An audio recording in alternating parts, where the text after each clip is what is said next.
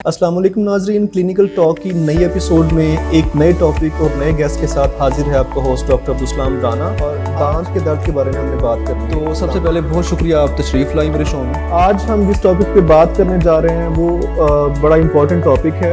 आए डॉक्टर साहब से सवालात का सिलसिला शुरू करते हैं।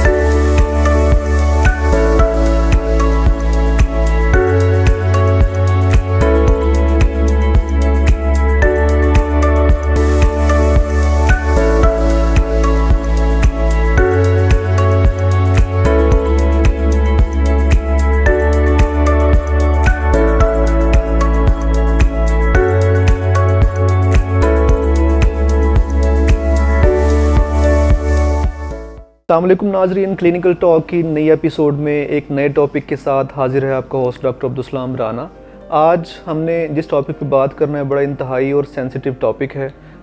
पाकिस्तान में क्या दुनिया भर के अंदर तकरीबन कोई 29 से 30% लोग हैं जो दिल की बीमारियों से लुक्मा अजल हर साल बनते हैं। तो दिल की बीमारियों के ऊपर हमने बात करने के लिए आज डॉक्टर अबू बकर मकबूल साहब को इनवाइट किया है। उनका बहुत शुक्रिया कि वो तशरीफ़ लाए। इनका इंट्रोडक्शन जो है ना वो मेरा ख्याल है अगर मैं कराना चाहूँ तो पूरा शो गुजर जाएगा। तो मैं इनसे रिक्वेस्ट करूँगा सर अपना थोड़ा सा इंट्रोड्यूस कर दें अपने आप को प्लीज़। जी अस्सलाम वालेकुम। वालेकुम। मेरा नाम डॉक्टर अबू बकर मकबूल है।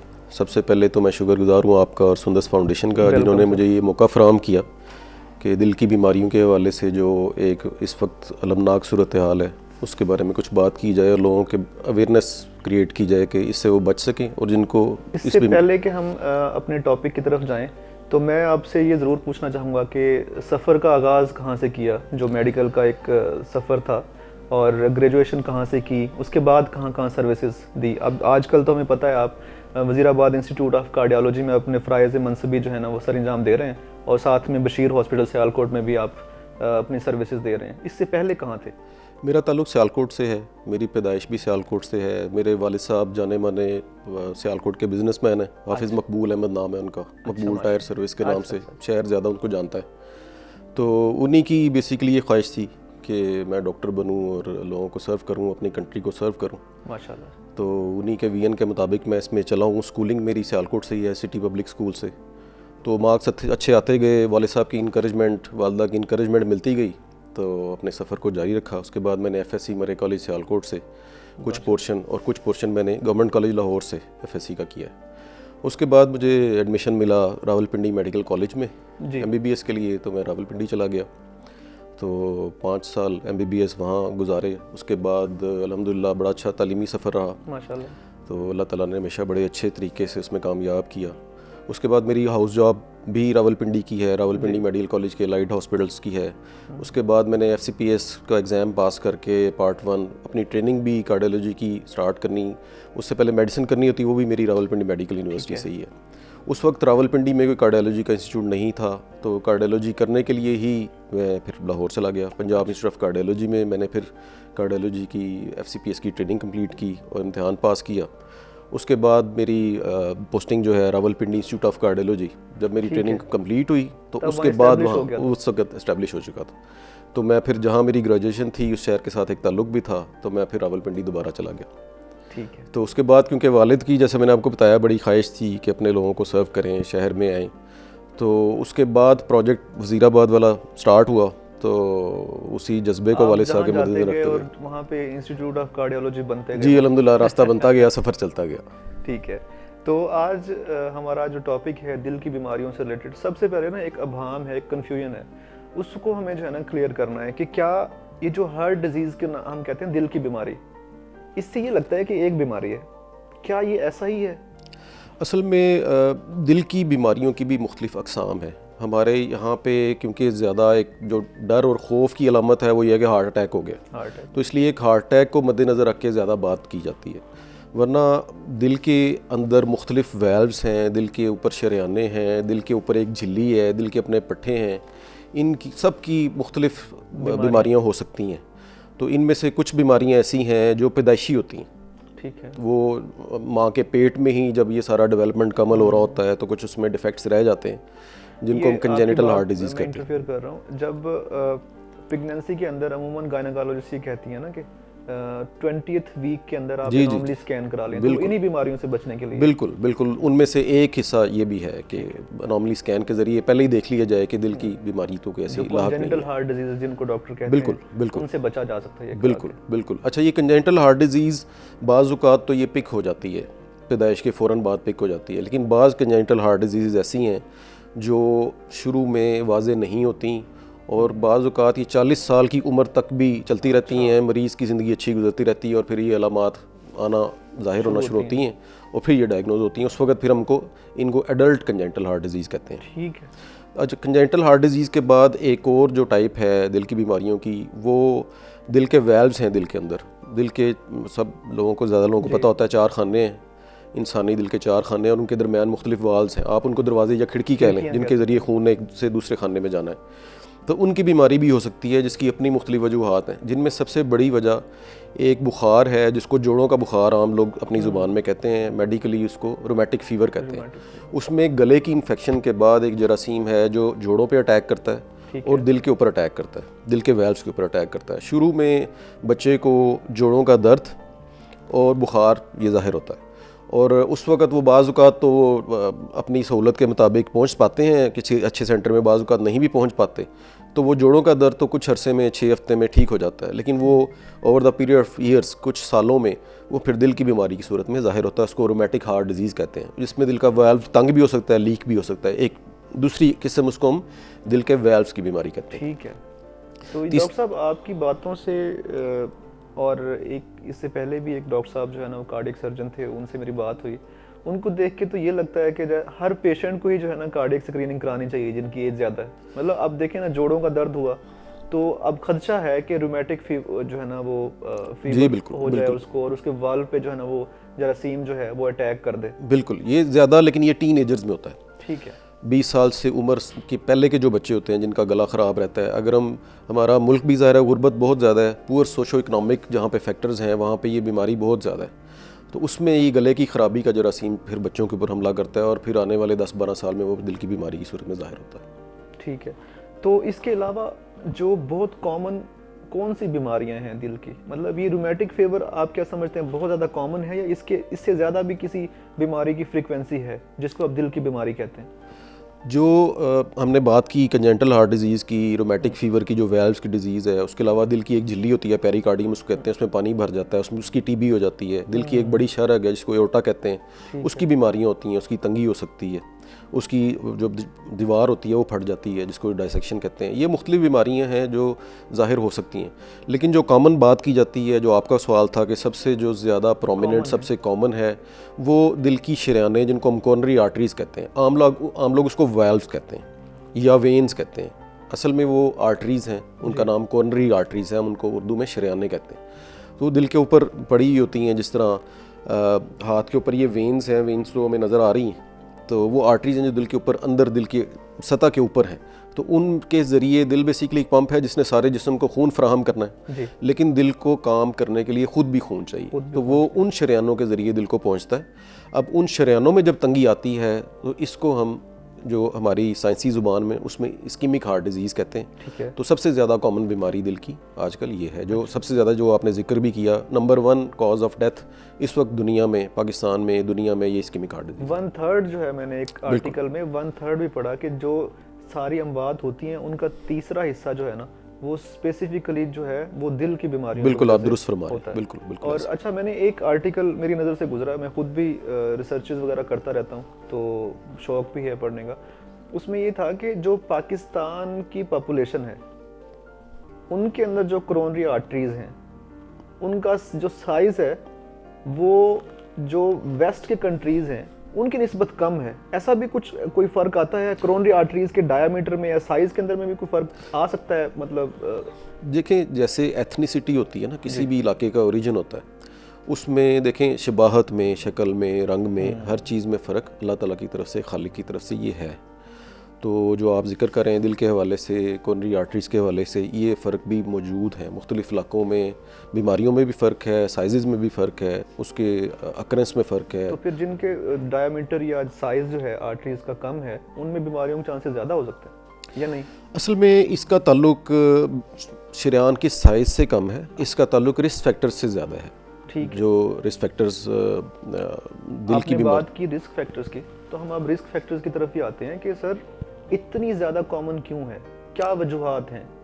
देखिए, जो रिस्क फैक्टर्स का बेसिकली मतलब ये है कि वो चीज़ें जो दिल की बीमारी की तरफ, दिल की शरीयानों की तंगी की तरफ जाती हैं लेके बंदे को, उसमें जो सबसे पहला नंबर है वो शुगर का है। हमारी पॉपुलेशन का 1/3 के करीब डायबिटिक या प्री डायबिटिक है। तो हमारे यहाँ मीठे का इस्तेमाल बहुत ज़्यादा है। वाइट शुगर, चीनी हम चाय में, और मीठे और बाज़ारी मीठे, घर के मीठे बहुत ज़्यादा है। तो हमारी तो कोई भी ओकेजन मिठाई के बगैर नहीं गुजरती। तो एक तो शुगर हमारे यहाँ बहुत ज़्यादा है।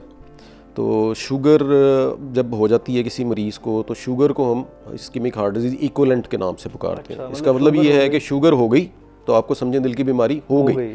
क्योंकि किसी ना किसी स्टेज पे जाके साल, 2 साल, 6 साल, 10 साल बाद आपको दिल की बीमारी शुगर के मरीज़ में ज़ाहिर होना शुरू हो जाती है। इसलिए हम इसको शुगर जब डायग्नोज हो जाती है तो इसको as ischemic heart disease equivalent ही ट्रीट करते हैं।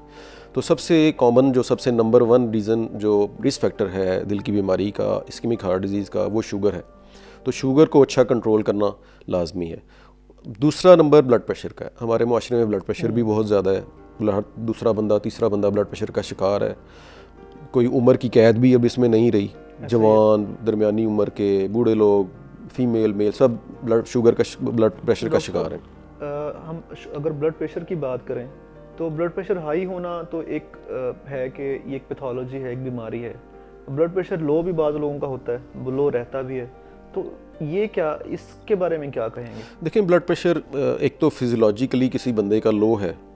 अब बाज़ बंदों का ब्लड प्रेशर, ख़ासतौर पे जो यंग फीमेल्स होती हैं, उनका ब्लड प्रेशर लो होता है, लेकिन ये सिम्टोमेटिक होता है। ठीक है। तो ब्लड प्रेशर लो होना, उसकी रीज़न देखनी पड़ती है कि क्या है। अगर तो फिजियोलॉजिकली लो है और कोई प्रॉब्लम नहीं कर रहा, तो that is not a disease, वो कोई बीमारी नहीं है। ठीक है। अगर उसके साथ कोई अलामात हैं तो उसको किसी मुस्तनद कार्डियोलॉजिस्ट से मशवरा करके देखना चाहिए कि क्या दिल की साथ कोई बीमारी तो नहीं है जिसकी वजह से ब्लड प्रेशर लो हो रहा है। तो अगर उसकी कोई अलामात हैं तो उसको देखना ज़रूरी है।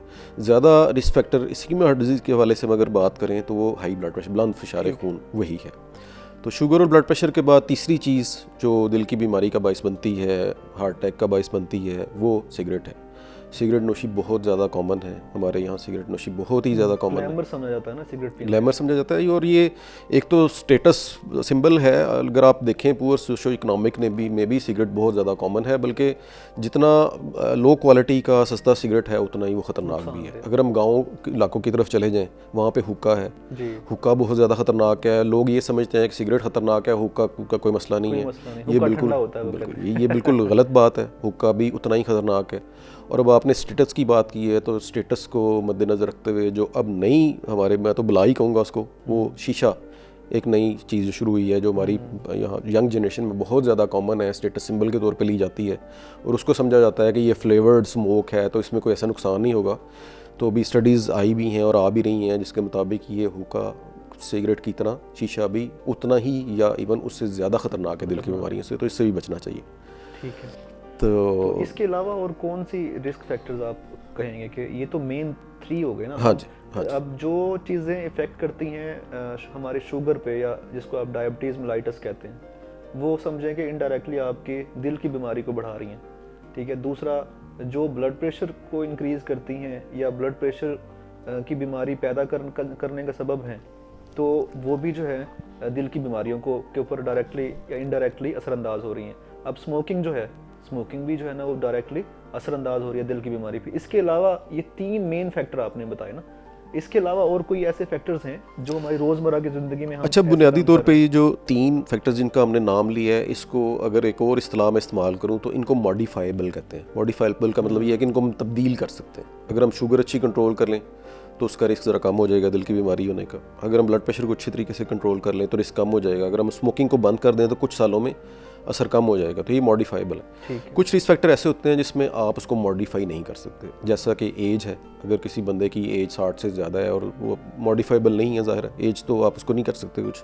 जेंडर है, अगर मेल पुरानी ज़्यादा थी ये बात, वैसे अब तो खैर फीमेल्स में भी, यहाँ जवान फीमेल्स में भी शुरू हो गया, लेकिन एक क्लासिक टीचिंग ये है कि मेल्स में ज़्यादा होता है। तो मेल्स भी एक नॉन मॉडिफाइबल है, उसमें आप पेशेंट तो कुछ नहीं कर सकता।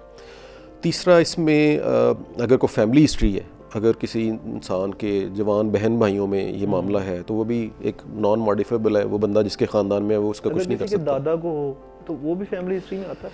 देखें, अगर तो 60 साल के बाद किसी में हुआ है ठीक तो है। उसको हम फैमिली हिस्ट्री कंसिडर नहीं करते, उसको हम एज रिलेटेड कंसिडर करते हैं। अगर 60 साल से पहले किसी को हो गया ठीक है, तो वो फैमिली में रिस्पेक्टर में आएगा। ये बहुत बेहतर जी।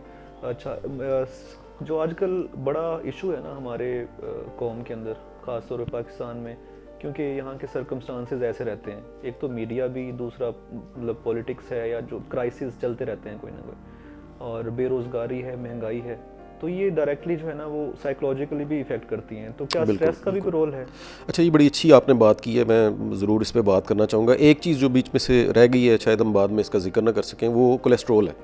कोलेस्ट्रोल हमने एक बीच में ऐसा रिस्क फैक्टर, ये भी मॉडिफाइबल है, इसको हम तब्दील कर सकते हैं। तो कोलेस्ट्रोल का टेस्ट अपना लाजमी हर बंदे को कराना चाहिए। उसमें देखना चाहिए जो कुछ कोलेस्ट्रोल, बैड कोलेस्ट्रोल उसको हम कहते हैं, जो बुरा होता है। एक कोलेस्ट्रोल की किस्म HDL जो अच्छा कोलेस्ट्रोल होता है, तो कोलेस्ट्रोल पे भी हमें चेक रहना चाहिए। हमारी जो ग़िज़ा है यहाँ पे, जो घी और तेल का इस्तेमाल बहुत ज़्यादा है, तो उसके साथ भी इसका एक ताल्लुक है। तो कोलेस्ट्रोल के वाले नाकिस घी और तेल, नाकिस घी और तेल, बिल्कुल। तो उसके बाद जैसा कि आपने जिक्र किया है स्ट्रेस का, तो ये आने वाले वक्तों में मेरा ज़ाती ख्याल ये है कि इस पे मज़ीद हमें रिसर्च की ज़रूरत है कि स्ट्रेस किस तरह से दिल की बीमारियों को बढ़ा रहा है। क्योंकि जैसे जैसे इस सोसाइटी हमारी इवॉल्व हुई है, स्ट्रेस बड़ा है, ये हिजान बड़ा है जो आपने नाम लिया है, ये पॉलिटिकल जो सिनेरियोज़ हैं, मुल्क के इकोनॉमिक कंडीशंस हैं, या हमारी जो ब्रांड्स और ये कंपटीशन जितना है, जितना मीडिया का एक्सपोजर लोगों का बड़ा है, उसके साथ जैसे जैसे ये साइकोलॉजिकल इश्यूज़ बढ़ रहे हैं, जैसे जैसे ये हिजान बढ़ रहा है, वैसे वैसे दिल की बीमारियां बढ़ रही हैं। तो स्ट्रेस का डेफिनेटली दिल की बीमारी के साथ रोल है। इसके अलावा एक और फैक्टर डॉक्टर साहब, कि जब मैं छोटा था ना, मेरे अगर एग्ज़ाम भी हो रहे हैं ना, मैट्रिक के पेपर भी हो रहे हैं, मैंने शाम को क्रिकेट खेलने ज़रूरी जाना। बिल्कुल बिल्कुल। तो बिल्कुल। अब जो बच्चे हैं तो उनके अंदर ये फिजिकल एक्टिविटी वाला तो बहुत कम रुझान है ही नहीं, ग्राउंड्स नहीं है और टाइम नहीं है, स्कूल, ट्यूशन, फिर मोबाइल फ़ोन। बिल्कुल, बहुत ख़तरनाक सूरत हाल है जी। अगर हम अपने इर्द गिर्द देखें ना, तो कुछ चीज़ें ऐसी हैं जिनको हमने अपनी सहूलत के लिए ईजाद किया इंसान ने, उसको हम अपना बहुत बड़ा कारनामा समझते हैं। ऐसे ही है तो जिसमें ये गाड़ियाँ शामिल हैं, मोटरसाइकिल शामिल हैं, हमारा लाइफस्टाइल। तो लाइफस्टाइल अब हम देखें, आपने जिक्र किया था दादा को अगर किसी को है, तो दादा से मुझे बात याद आती है कि अक्सर लोग पूछते हैं कि हमारे दादा तो देसी घी इतना इतना खा जाते थे, तो मक्खन खा जाते थे, तो वो उनको तो नहीं होता था, तो अभी तो उनके मुकाबले में तो हम कोई ऐसी चीज़ इतनी इस्तेमाल नहीं करते हैं, तो हमें कैसे हो जाता है। तो मैं फिर उनसे ये बात करता हूँ कि आपके दादा कभी अगर स्कूल गए थे तो पूछें कितनी दूर स्कूल था उनका, या अगर उन्हें खेतों में जाना होता तो किस तरह जाते थे, खेतों में काम किस तरह करते थे। उनका लाइफस्टाइल आप देखें कि जितना वो खाते थे उससे डबल एनर्जी वो लगाते थे। ऐसे ही। तो वो जितनी खाते थे मेरे ख्याल में तो वो बहुत कम थी जितना उसका एक्सपेंडिचर था। तो हम लोगों का लाइफस्टाइल आज अगर हम देखें ना, जैसे आपने जिक्र किया है कि लाइफस्टाइल में हमारे पास अगर हमने गली के कोने में कुछ चीज़ लेने के लिए जाना है ना, तो बच्चा किक मारेगा मोटरसाइकिल को, पैदल नहीं जाएगा। अगर मोटरसाइकिल घर पे नहीं है ना, तो वो कहेगा आने दे बाबा को, मोटरसाइकिल आएगी तो मैं ले आऊँगा। तो फिज़िकल इनएक्टिविटी एक बहुत बड़ा रीज़न है, availability of motorcycle and cars. उसके बाद साइकिलिंग देखें, साइकिल ख़त्म हो गई है। बिल्कुल। तो हमारे तो बाओजदाद साइकिल पे शहरों के शहर घुमाया करते थे। ऐसे ही। तो एक्टिविटी, और उसके साथ फिर मोबाइल का आपने नाम लिया। मोबाइल हर बंदा, आप देखें कमरे में अगर 10 बंदे बैठे हुए हैं तो आपस में बात नहीं करते, बल्कि मोबाइल से दूसरों के साथ बात कर रहे होते हैं। इन चीज़ों पे तो डॉक्टर साहब अगर हम बात करें ना, तो सैकड़ों शोज हम कर सकते बिल्कुल हैं। ऐसे। मोबाइल फ़ोन पे अलग हो बिल्कुल सकता है, ऐसे। बिल्कुल। फिजिकल इनएक्टिविटी पे, बिल्कुल, स्ट्रेस पे, बिल्कुल, और बिल्कुल। इतनी सारी चीज़ें निकल आएंगी जो हम गलत कर रहे हैं। बिल्कुल ऐसे। अच्छा, तो हम शो का जो सिलसिला है उसको आगे बढ़ाते हैं। अच्छा, हमने इस्कीमिक हार्ट डिजीज़ की बात की ना, इसकी कैसे पता चलेगा कि किसी बंदे को इस्कीमिक हार्ट डिजीज़ हो गई है? उसके क्या अलामात आएंगी, या जब उसका मतलब अटैक होगा या पीक पे वो चली जाएगी, या जब शुरू होगी, उनमें कोई फ़र्क, क्या अलामात होती हैं? देखें, बेसिकली जो अलामात की जहाँ तक बात है तो मुख्तलिफ़ अलामात हो सकती हैं, लेकिन सबसे कॉमन जो नंबर 1 पे अलामत है वो सीने का दर्द। ठीक है। तो सीने के दर्द की अपनी बहुत सारी वजूहात हैं। तो जब किसी इंसान को सीने में दर्द है, आजकल मैं देखता हूँ कि किसी को कोई भी सीने का कोई ज़रा सा भी प्रॉब्लम हो तो वो डिप्रेशन का शिकार हो जाता है, क्योंकि दिल की तकलीफ़ तो नहीं है। तो ये अच्छी बात है, अवेयरनेस होनी चाहिए कि सीने का दर्द एक प्रॉब्लमेटिक हो लेकिन जाता वो है। सिर्फ परेशान ना रहे, वो कार्डियोलॉजिस्ट के बिल्कुल पास या बिल्कुल कार्डियक स्क्रीनिंग बिल्कुल। तो उसमें ये समझने की ज़रूरत है कि अगर सीने के अंदर दिल है तो उस वहाँ पे और बहुत सारे स्ट्रक्चर्स भी अल्लाह ताला ने बनाए हुए हैं। अगर आप जिल्द से शुरू हो जाएं, उसके बाद आप नीचे कुछ फैट है, उसके बाद नीचे हड्डी है, मसल है, लंग है, तो ये सारी चीज़ें जो भी यहाँ पे हैं वो दिल की बीमारी का बाइस बन सकती हैं। तो ये प्रॉपर वैल्यूएशन ही मुस्तनद किसी कार्डियोलॉजिस्ट से बता सकती है कि सीने का दर्द आपको किस वजह से है। अब तो ये सोच ना ही इसको इग्नोर करना चाहिए, ये सोच के कि कुछ और होगा, और ना ही इससे डिप्रेशन का शिकार हो जाना चाहिए कि मुझे दिल की कोई तकलीफ़ हो गई है। बेहतर तरीका ये है, मुनासिब तरीका ये है कि आप मुस्तनद कार्डियोलॉजिस्ट से रुजू करें, वो आपकी अलामात को देखेंगे, कोई ज़रूरी टेस्ट होंगे वो करवाएंगे, तो ये रूल आउट हो जाएगी, तो ये आपको पता चल जाएगा। सीने के दर्द के अलावा भी और कोई अलामत? देखिए, सीने के दर्द पे थोड़ा सा मैं ज़रूर रोशनी डालना चाहूँगा। टिपिकली जो दिल की बीमारी का सीने का दर्द होता है वो सीने की ये जो दरमियान वाली बड़ी हड्डी है इसके पीछे होता है, ये सीने के दरमियान में। ये हम क्लासिक बात कर रहे हैं, ज़्यादातर लोगों में होता है। सीने के दरमियान में दर्द शुरू होता है, उसके बाद ये इस तरफ से बाएं कंधे से ट्रैवल करता हुआ ये बाजू की तरफ आता है, ठीक है, और चलने फिरने से ये बढ़ जाता है, रेस्ट करने से ये ठीक हो जाता है। ये तीन चीज़ें, सेंट्रल चेस्ट पेन बाजू की तरफ जाती हुई जो चलने फिरने से बढ़ जाए, रेस्ट करने से ठीक हो जाए, ये टिपिकली इंजाइना, इसको हम दिल की सीने की दर्द कहते हैं। उसके अलावा भी मुख्तलिफ़ किस्म की अलामात हो सकती हैं, लेकिन मेनली ये कंसर्न होता है, जो ये अलामात हो तो उसमें हम डायरेक्टली इस तरफ चले जाते हैं कि दिल की बीमारी ही है। उसके अलावा शुगर के वाले से हमने बात की थी, तो शुगर के मरीज़ों में क्योंकि न्यूरोपैथी जिसको हम कहते हैं, नसों का सुन्न हो जाना क्योंकि मौजूद होता है, जैसे कि उनके पैर सुन्न हो जाते हैं, उनको कुछ महसूस नहीं होता पैरों के ऊपर, इवन कट भी लग जाए तो उनको महसूस नहीं होता, उसी तरह दर्द का एहसास नहीं होता, दर्द का एहसास नहीं होता। तो वो सीने का दर्द का एहसास भी शुगर के मरीज़ों में नहीं होता। तो उनमें इसी तरह चलने फिरने से सांस का चढ़ जाना और बैठने से ठीक हो जाना, ये भी दिल की बीमारी की अलामात हो सकती है। उनको तो यही पता होगा ना कि बस सांस चढ़ गया है, नॉर्मल सी चीज़ है, और अंदर कुछ और चल रहा होगा, कोई दिल की बीमारी चल रही है। शुगर के मरीज़ में अगर आपको चलने फिरने से सांस चढ़ रहा है तो ये बिल्कुल दिल की अलामत हो सकती है, आपको फौरी तौर पर कार्डियोलॉजिस्ट से रुजू करने की ज़रूरत है। और ये दो, दिल सीने का दर्द और सांस बुनियादी ये दो अलामात हैं। उसके अलावा फीमेल्स में और ओल्ड एज में, बूढ़े लोगों में कुछ और अलामात भी हमने देखी हैं, जिसमें बेहोश हो जाना, पसीने आना, इवन ख़ास तौर पर पेट के दरमियानी हिस्से का दर्द। दिल का कुछ हिस्सा जो दर्द है उसके पेट में आता है। तो हम लोग ये बहुत कॉमनली देखते हैं कि पेट के दरमियानी हिस्से का ऊपर वाले साइड पे दर्द जो है उसको आमतौर पे मैदे की दर्द समझ के इग्नोर किया जाता है, और वो मरीज़ बहुत सारे फिर बाद में प्रेजेंट करते हैं जो लेट हो गए होते हैं इलाज के हवाले से, और उनका दिल का अटैक चल रहा होता है या दिल की शरीरों की बीमारी चल रही होती है। तो पेट के दर्द को भी अब दिल के हवाले से इग्नोर नहीं करना चाहिए। दफ़ा ऐसा होता है, डेथ होती है तो वो ये बता रहे होते हैं कि पेट में दर्द हुआ था। बिल्कुल बिल्कुल, ये बहुत ज़्यादा मिथ है। गैस का लफ्ज़ हमारे यहाँ बहुत ज़्यादा किसी भी चीज़ को गैस में फिट कर दिया जाता है। तो देखें, अच्छा, गैस जो है वो, ये थोड़ी सी मुझे आप इजाज़त दें बात कंप्लीट करने की, तो गैस जो है ये आप जानलेवा नहीं है। अगर आपको गैस ही लगती है तो आप एक दफ़ा मशवरा कर लें कार्डियोलॉजिस्ट के साथ। ज़्यादा से ज़्यादा ये होगा, वो कह देगा आपको दिल का मसला नहीं है, उसके बाद आप गैस का खुल के इलाज करने जैसे आप करना चाहते हैं। लेकिन अगर उस गैस की वजह से आप गैस समझ के कार्डियोलॉजिस्ट के पास नहीं जा रहे और आपको हार्ट अटैक की शक्ल इख्तियार कर लेता है तो आपको नुकसान हो सकता है। ठीक है, तो आपने बात की ना कि वो गैस दिमाग में चढ़ गई, इस तरह की बातें हम सुनते हैं, या हकीम या जो नीम हकीम होते हैं वो बातें करते हैं। ज़ाहिर है उनका एक ज़रिया मुआश ये है, तो उनका एक और भी टारगेट होता है। तो बात करते हैं मर्दानगी पे और मर्दाना कमज़ोरी पे।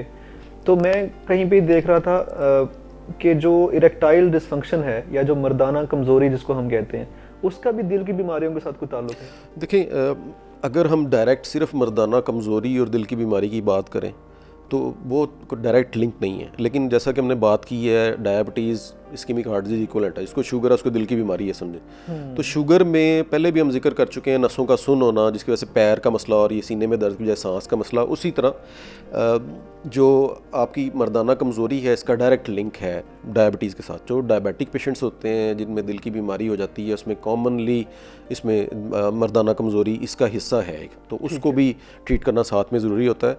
और यहाँ पे मैं ये भी जिक्र करना चाहूँगा कि जब दिल का अटैक होता है और दिल की कुछ हिस्सा मुतासर हो होकर उसकी पंपिंग मुतासर होती है, जिसको हम हार्ट फेलियर का नाम देते हैं। तो उसमें भी क्योंकि खून का बहाव बहुत अच्छा नहीं होता तो उससे भी मर्दाना कमज़ोरी हो सकती है। और तीसरे नंबर पे दिल की धड़कन रोकने की कुछ दवाइयाँ हैं जो दिल के मरीज़ों में इस्तेमाल की जाती हैं, जिनका साइड इफ़ेक्ट ये है कि वो मर्दाना कमज़ोरी कर सकती हैं।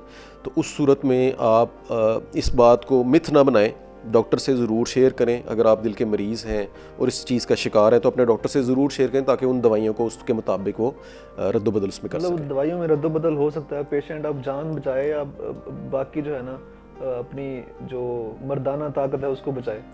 देखें, दवाइयों में बिल्कुल रद्दबदल हो सकता है और इस चीज़ के लिए मरीज़ को मुख्तलिफ़ किस्म की और जो ऑप्शंस हैं वो एडवाइस की जा सकती हैं, लेकिन वो कहते हैं कि जान है तो जहान है, तो जान है तो सब कुछ है। तो डॉक्टर साहब मुझे ये बताइएगा, हम इसको आगे लेके चलते हैं, इसकी तशख़ीस फिर कैसे होगी? देखें, एक तो तशख़ीस अलामात की बुनियाद पर ही हो जाती है। अगर कोई एक्सपीरियंस कार्डियोलॉजिस्ट है जिसने प्रॉपर तरीके से अपनी एजुकेशन ली है और ट्रेनिंग ली है और उसके बाद उसने सर्व किया हुआ है अच्छे इंस्टीट्यूट्स में, तो वो ज़्यादातर अलामात की बुनियाद पे ही ये फ़ैसला कर लेते हैं कि मरीज़ को दिल की तकलीफ़ है या नहीं है। ठीक है, नंबर 1। नंबर 2, अगर कोई ऐसा मरीज़ है जो ग्रे जोन में फॉल कर रहा है, जैसा कि जवान है, कोई दरमियानी उम्र का बंदा है जिसमें कोई रिस्क फैक्टर नहीं है और वो ये जानना चाहता है कि मुझे कोई सीने की दर्द कभी कभार होती है तो इसमें हम क्या किया जा सकता है, तो उसमें मोडेलिटीज़ हैं डिफरेंट। उसमें सबसे पहले जो बेसलाइन इन्वेस्टिगेशन में ईसीजी है। ईसीजी तो बड़ा कॉमनली अवेलेबल, जहाँ भी आप किसी भी छोटे से छोटे हॉस्पिटल में ईसीजी अवेलेबल है, सस्ता सा एक टेस्ट है, वो आप करा सकते हैं। उसके बाद एकोकार्डियोग्राफी है, दिल का अल्ट्रासाउंड जिसको हम कहते हैं। उसमें दिल की ताकत को, दिल के वैल्व्स को, दिल के पट्ठों को देखा जा सकता है कि उनकी फंक्शन नॉर्मल है या नहीं है। जी बिल्कुल। उसके बाद ये 2 बेसिक टेस्ट हैं जो आप इजीली करा सकते हैं, इजीली अवेलेबल हैं और अफोर्डेबल है। उसके बाद नेक्स्ट जो लाइन है उसमें एक्सरसाइज टॉलरेंस, ईटीटी जिसको हम कहते हैं, तो उसमें एक ट्रेडमिल मशीन होती है, ट्रेडमिल जो एक्सरसाइज वाली बेसिकली रनिंग मशीन उसको कहते हैं। उसमें हम ईसीजी की लीड्स लगा के उसमें उसके ऊपर मरीज़ को भगाया जाता है और फिर ईसीजी की जाती है कि अगर हम मरीज़ के ऊपर कोई स्ट्रेस डालते हैं, लोड डालते हैं एक्सरसाइज का, तो उसमें ईसीजी में कोई तब्दीलियाँ तो नहीं आती हैं। तो ये अब इसमें ईटीटी में एक चीज़ जिक्र मैं और ज़रूर करना चाहूँगा। जवान लोगों की ईटीटी बाज़-औक़ात मैं करके उनको ईसीजी ईटीटी मशीन पे चढ़ा के, मुझे क्लिनिकली आइडिया होता है कि ये ठीक होगा, नेगेटिव निकलेगी, लेकिन मैं उसको चढ़ा के साथ कह देता हूँ कि मैं आज को आपको उस लाइन पे चढ़ा रहा हूँ जिस पे आप चढ़े रहेंगे तो आप दिल की बीमारी का शिकार आइंदा भी नहीं होंगे। बिल्कुल। तो बेसिकली एक्सरसाइज है। तो अगर आप रोज़ाना ही घर में ईटीटी कर लें या वॉक कर लें आधा घंटा, तो आपकी ईटीटी तो रोज़ाना ही होती जाएगी। तो आपको कोई सिम्टम्स नहीं आते तो इसका मतलब कि यू विल बी फाइन। तो ईटीटी के बाद और मज़ीद जो सोफिस्टिकेटेड टेस्ट हैं उसमें सीटी कोरोनरी एंजियोग्राफी नाम का एक टेस्ट है, जिसमें सीटी स्कैन के ज़रिए दिल की शरीयानों को डायरेक्टली देख लिया जाता है। उसमें दिल के साथ छेड़छाड़ जो एंजियोग्राफी में होती है वो नहीं होती, वो कराया जा सकता है। उसके बाद थेलियम स्कैन नाम का एक टेस्ट है, वो इजीली अवेलेबल नहीं है, स्पेशलाइज सेंटर में होता है, वो 1 दिन या 2 दिन में होता है, तो उसके लिए हम किसी और नशस्त में बात कर सकते हैं, लेकिन थेलियम स्कैन नाम का एक टेस्ट मौजूद है तशखीस के लिए। और सबसे सेंसिटिव स्पेसिफिक जो टेस्ट है वो कोरोनरी एंजियोग्राफी है, जिसमें हम हाथ की या टांग की बड़ी शरीयान में कैनुला डाल के तार लेके जाके तस्वीरें खींच के डायरेक्टली देख लेते हैं कि दिल की बीमारी कितनी है, कहाँ पे है, उसका तरीका इलाज क्या होगा, क्या होना चाहिए, उसकी बेस पे आप उसका फिर इलाज।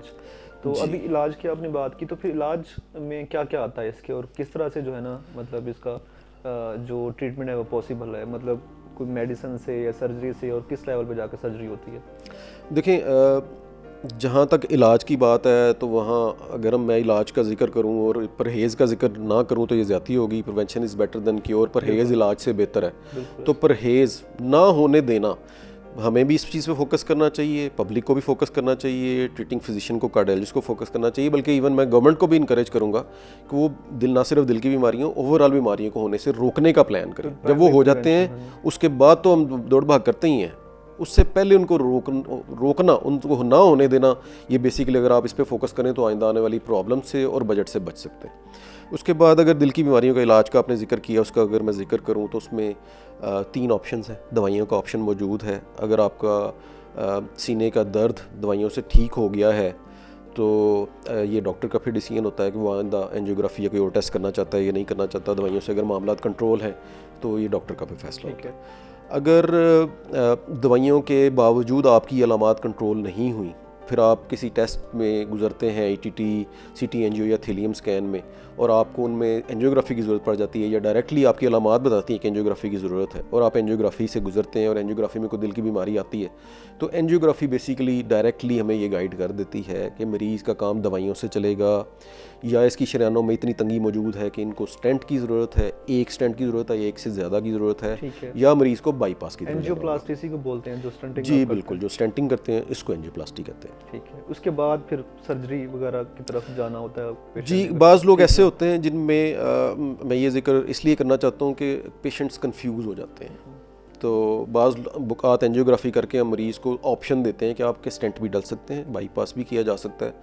तो उसकी वजह ये होती है कि जो किताब और रिसर्च कहती है उसमें बाज़ बीमारियों में ख़ास तौर पे दिल की अगर 3 शरेयानों में तंगी आ गई है, दिल की एक मेन शरेयान है उसके अंदर तंगी आ गई है और साथ पेशेंट शुगर का भी है, तो उसमें बाईपास का ज़्यादा फ़ायदा बताया जाता है। ठीक है। तो लेकिन क्योंकि मरीज़ बाईपास से घबराते भी हैं, एक मेजर सर्जरी भी है, बाज़ औक़ात फिट नहीं होते पेशेंट उसके लिए, तो उसमें फिर स्टेंटिंग का ऑप्शन मौजूद होता है। उस सूरत हाल में फिर इसको हम हार्ट टीम अप्रोच कहते हैं।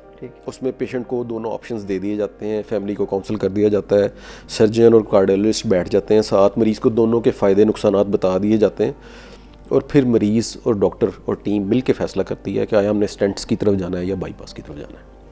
ठीक है, तो डॉक्टर साहब आपका बहुत शुक्रिया कि आप मेरे शो में तशरीफ़ लाए। हम हर जो हमारे गेस्ट होते हैं उनसे एक दो चीज़ें आखिर में ज़रूर पूछते हैं कि क्लिनिकल टॉक में आपके जो हमारा शो है, जिस फोरम पे हम बात कर रहे हैं, आपको यहाँ पे आके कैसा लगा? जी बिल्कुल, मैं बहुत शुक्रगुज़ार हूँ आपका और सुंदस फाउंडेशन का और आपकी हॉस्पिटैलिटी का। अल्लाह ताला आपको मज़ीद कामयाबियों से नवाजे। ये बड़ी अच्छी आप कैंपेन कर रहे हैं लोगों की अवेयरनेस के लिए। तो मैं बल्कि इसमें मुझे ये फ़ील होता है कि ये टाइम इस नशस्त में थोड़ा सा कम था, तो दिल की बीमारियों के हवाले से बहुत सारी बातें हैं जो हम मज़ीद कर सकते हैं जिससे पब्लिक को फ़ायदा हो सकता है। इंशाल्लाह आपसे दोबारा भी हम ज़रूर टाइम लेंगे और हम मैं चाहेंगे कि आप ज़रूर आएँ इंशाल्लाह, ताकि ये एक सदका जारिया है जो हम लोगों को दे सकते हैं। No doubt. दूसरा, सुंदस फाउंडेशन भी एक मतलब बड़ा अच्छा काम कर रहा है, आपने विज़िट किया, तो सुंदस फाउंडेशन के बारे में क्या कहेंगे? सुंदस फाउंडेशन का नाम किसी तारुफ का मुताज नहीं है, हर बंदे को सुंदस फाउंडेशन का पता है। हम बचपन से सुंदस फाउंडेशन के बारे में सुनते आ रहे हैं। जितनी इनकी सर्विसेज हैं थैलेसीमिया के पेशेंट्स के लिए, ब्लड की अरेंजमेंट्स के लिए, डोनेशंस के लिए, अवेयरनेस के लिए, तो ये जो मसीहाई सुंदस फाउंडेशन कर रहा है ये अनमैचेबल है माशाल्लाह। जी, आपका बहुत शुक्रिया। तो नाजरीन, हम प्रोग्राम का अख्ताम यहीं पे करते हैं। डॉक्टर अबू बकर मकबूल साहब हमारे साथ मौजूद थे। उन्होंने दिल की बीमारियों से रिलेटेड बहुत सारी चीज़ें बताई। कुछ चीज़ें तो मेरे लिए भी नई थी, हालांकि मेरा ताल्लुक़ भी जो है मेडिकल से है, और वो बातें बताने का और ये नशिस्त रखने का मकसद ये है ताकि आप जो हैं जो हमारी गुफ्तगू हुई है उससे फ़ायदा उठा सकें और अब दिल की बीमारियों से या तो अपने आप को महफूज रख सकें, अगर खुदा न खासा डेवलप हो रही हैं तो प्रॉपर टाइम पे आप चेकअप करा सकें।